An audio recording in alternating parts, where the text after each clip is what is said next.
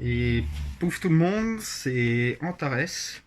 On se retrouve aujourd'hui pour une nouvelle vidéo gear et équipement Airsoft. Donc là, je vais vous présenter ma tenue principale que j'ai depuis maintenant quelques mois, donc portée pendant quelques OP et tout ça.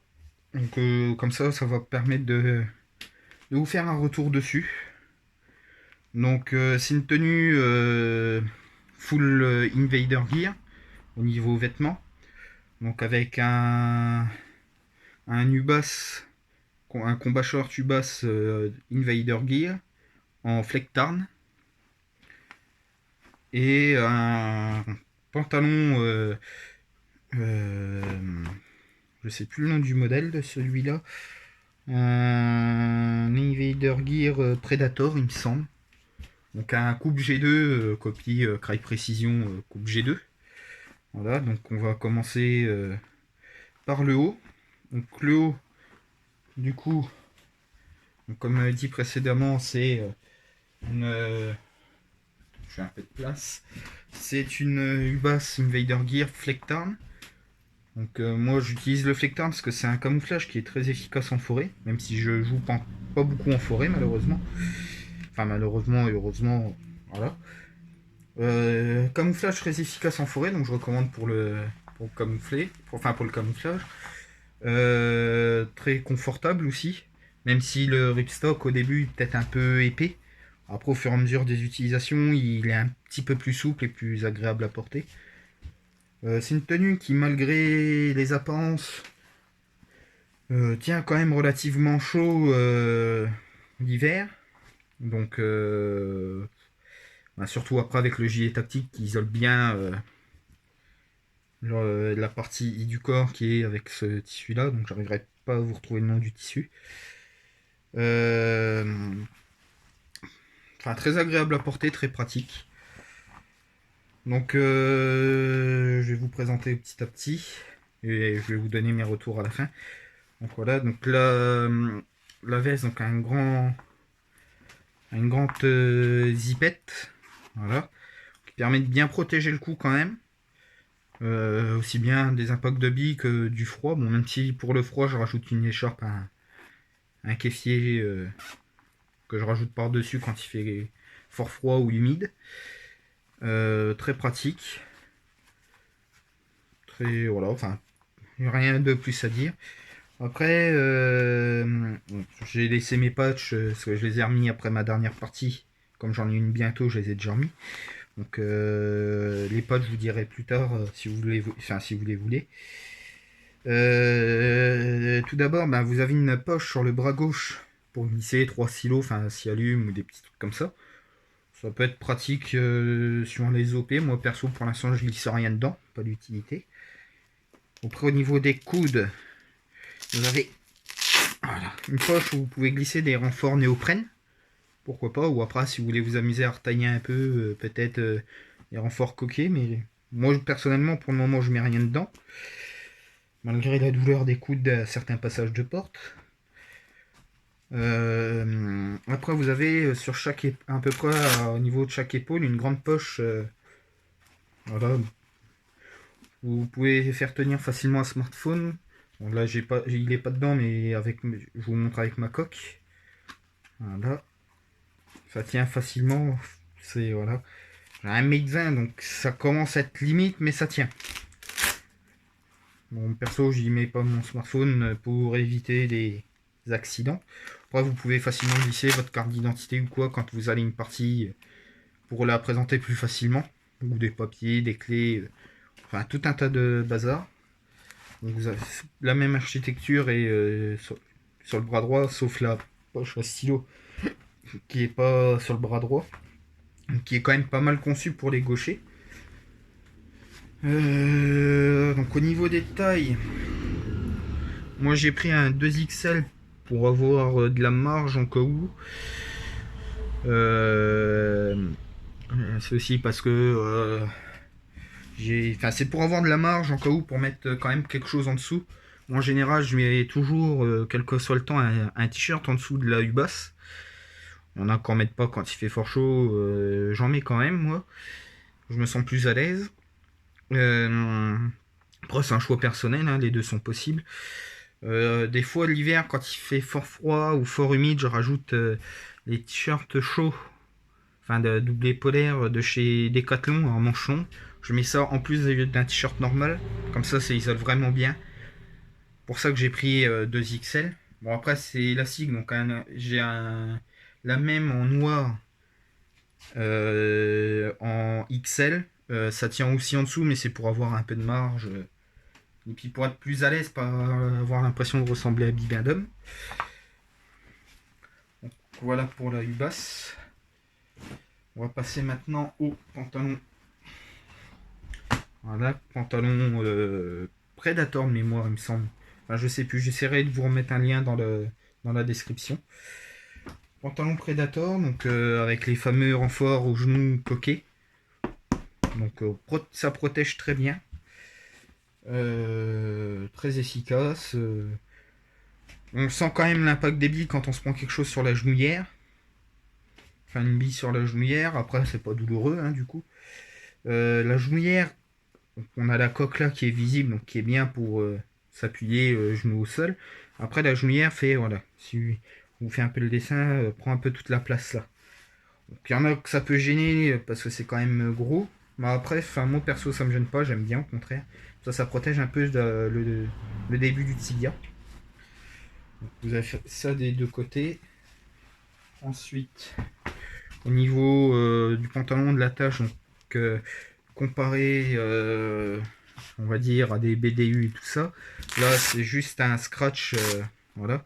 Vous pouvez du coup ajuster un petit peu la taille avec une braguette traditionnelle, hein. Ça il n'y a pas, il n'y a pas, il n'y a pas d'autres trucs dessus, c'est simple, efficace, tout ce qu'on a besoin quoi. Donc avec des passants relativement épais qui laissent un peu de place. Après, bon, sauf au niveau de la tâche même, mais au niveau des premiers passants, à peu près juste après les premiers passants, c'est un petit peu plus épais pour protéger quand il y a le port d'une ceinture ou d'un ceinturon pour pas. Ça m'est arrivé avec l'ancien pantalon que j'avais, qui était pas trop renforcé, ça me faisait un mal à la fin de la journée. Là, c'est supportable. Donc voilà, vous voyez les passants tout le long. Vous avez un petit sur le passant le bout qui est un petit peu, vous pouvez passer un petit mousqueton si vous voulez ou quelque chose comme ça, sur quasiment tout le long d'ailleurs. Ça remonte assez haut au niveau des lombaires de mémoire. Ça protège bien, c'est agréable à porter. Donc vous voyez par endroits ce qui a un peu un tissu élastique, donc qui est à la fois respirant, donc ça permet d'avoir un peu de fraîcheur quand il fait chaud, et ça permet aussi d'avoir un peu plus de liberté de mouvement des fois, surtout pour les franchissements d'obstacles, du fait que ça soit élastique. Vous avez la même chose au niveau des genouillères tout autour, donc c'est très agréable. Après, comme l'intérieur du pantalon, c'est ça, des fois, suivant les personnes, ça peut tirer un peu, des fois, au niveau des poils des jambes ou autres. Ça m'arrive des fois, il y a des fois ça m'arrive, des fois ça m'arrive pas. Après, voilà, ça dépend des personnes. On va faire un tour des poches un peu. On va commencer par les poches arrière. Poches arrière, deux grandes poches maintenues par un scratch qui descend jusqu'à l'ouverture de la poche latérale, enfin semi-latérale. C'est pas mal. Vous pouvez mettre plein de choses, même si personnellement moi je mets pas parce que une tendance à glisser et à tomber régulièrement, donc on va éviter de se faire mal.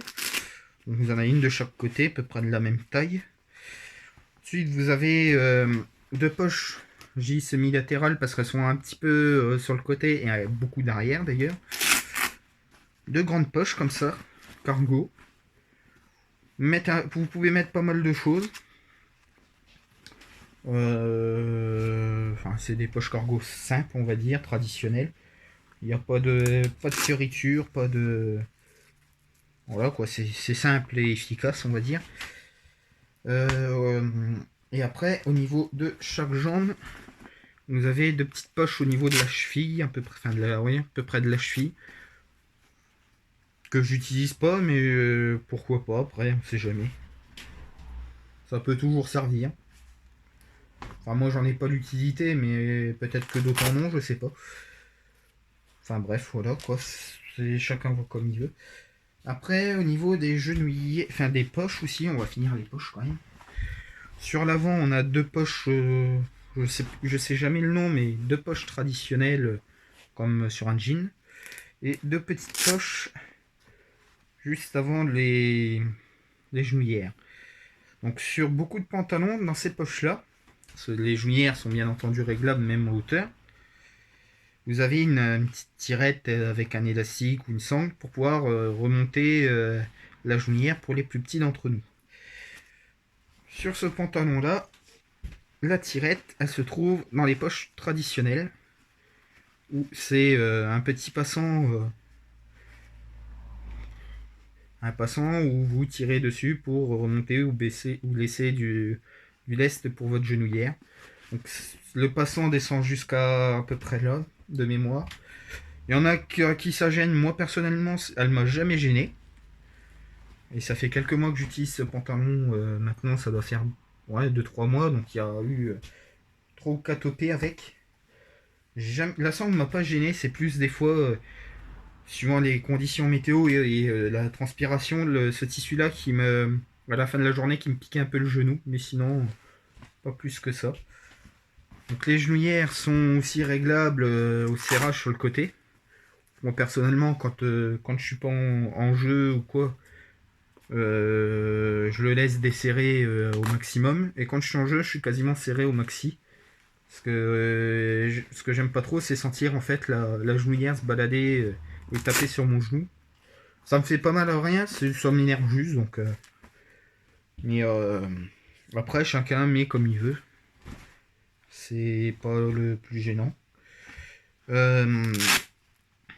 avez un scratch aussi pour resserrer au niveau de votre cheville le pantalon, pour régler, pour ajuster, pour pas qu'il s'en aille, pour attacher sur les chaussures, les bottes tactiques et tout ça, pour éviter que ça remonte et que on se retrouve à avoir un courant d'air sur les jambes.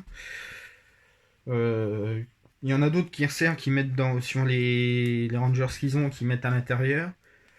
Moi, c'est ce que je faisais au début, mais les poches là me gênent beaucoup, comme le pantalon n'est pas encore assez fait, assez souple. Les poches me gênent, enfin, me gênent. Ça me gêne pas au niveau physique, on va dire, mais c'est niveau allure, niveau look que ça me dérange un peu plus. Bon, après, sinon, voilà, il n'y a pas de souci à faire. C'est un très bon pantalon. Donc, moi, je l'ai pris faisant du 48 en pantalon. Au début, je l'avais commandé en XL. En regardant sur un autre site, à peu près sur un site les tailles. Et en fait, après en regardant, quand je l'ai reçu, j'ai vu que c'était trop grand. Et j'ai regardé directement sur le site Invader Gear pour avoir la taille, voir les tailles. Et il se trouve que pour un 48, un taille L, donc large, sera largement suffisant. Il ne sera pas trop serré ni rien, ni quoi que ce soit. Donc pour un taille 48, je conseillerais du L, enfin 46-48 L. Au-dessus de 48 XL. Et puis voilà quoi. Après n'hésitez pas, même si vous ne le commandez pas sur le site d'Invader Gear, d'aller regarder sur leur site pour les tailles. Honnêtement, c'est plus fiable. Des fois, il y a certains sites qui marquent une taille au-dessus, une taille en dessous.